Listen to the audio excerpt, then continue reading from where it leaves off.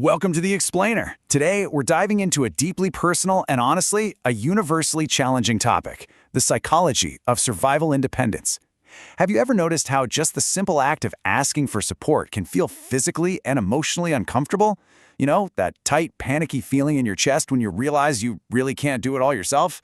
Well, we're going to unpack exactly why that happens.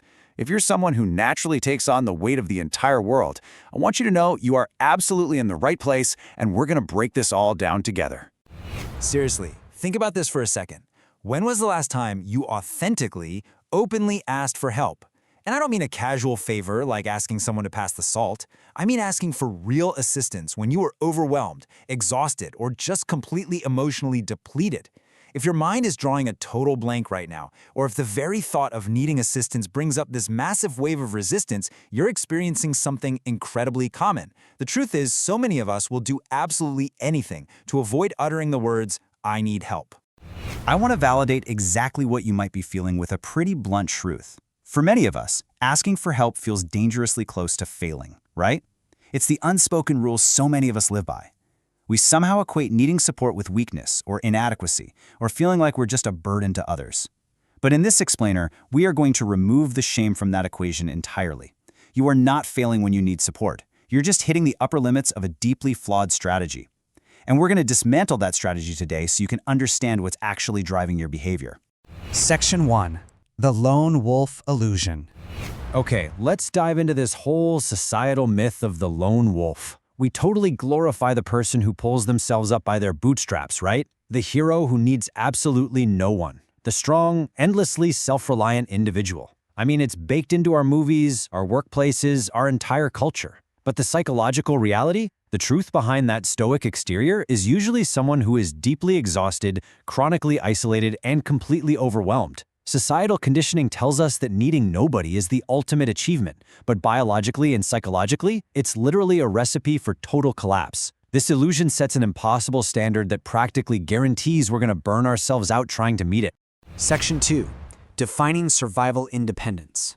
So, survival independence isn't just a quirky personality trait. It's not just you being a go-getter.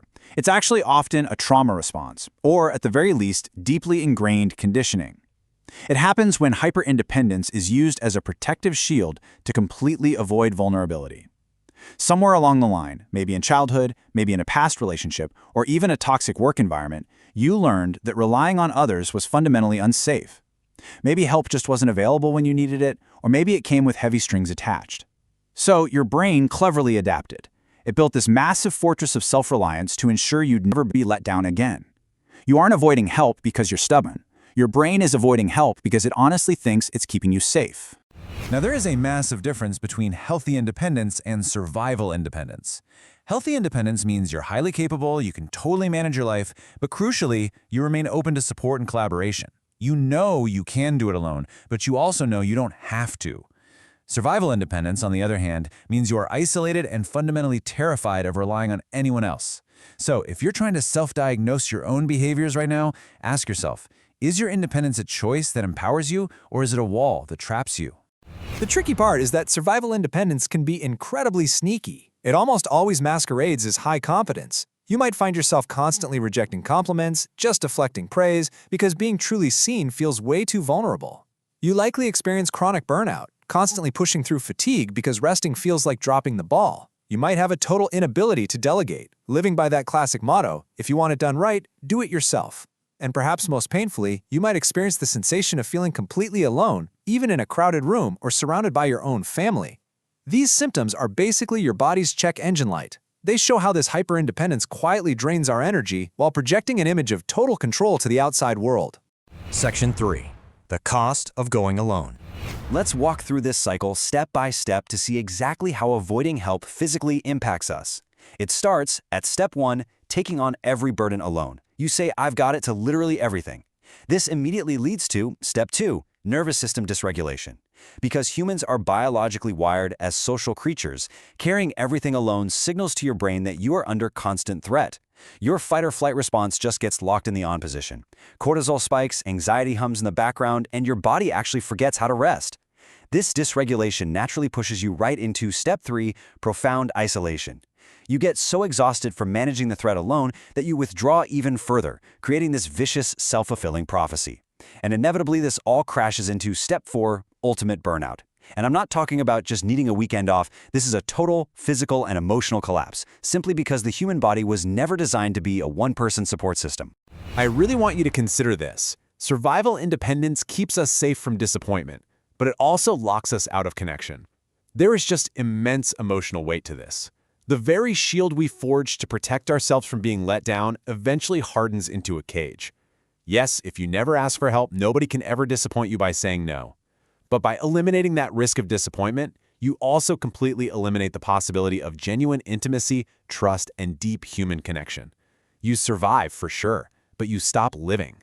It's a heavy realization, but it's also the absolute key to breaking free. Section 4. Rewiring for healthy interdependence. Think of interdependence like distributing the immense weight of a giant, heavy boulder across multiple shoulders. Survival independence constantly whispers that asking for a shoulder makes you weak. But the reality of interdependence is that sharing the load makes the entire structure of your life incredibly strong and so much more sustainable. You aren't offloading your responsibilities, you're building a network of mutual support.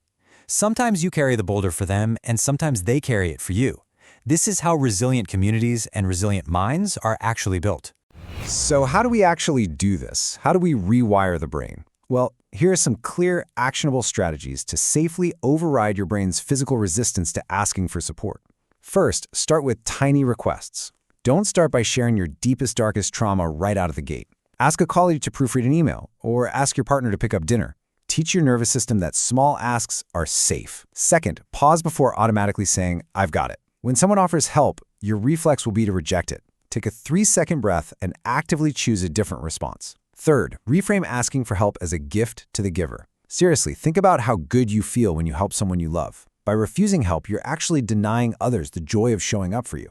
And finally, actively practice receiving. When help is given, don't immediately try to repay the favor. Just say thank you and let the support land. As we wrap up, I want to leave you with one final, provocative question. Who will you let in today? You have spent more than enough time proving how strong you are on your own. You've survived, and your independence has served you well up to this point. But now it's time to thrive.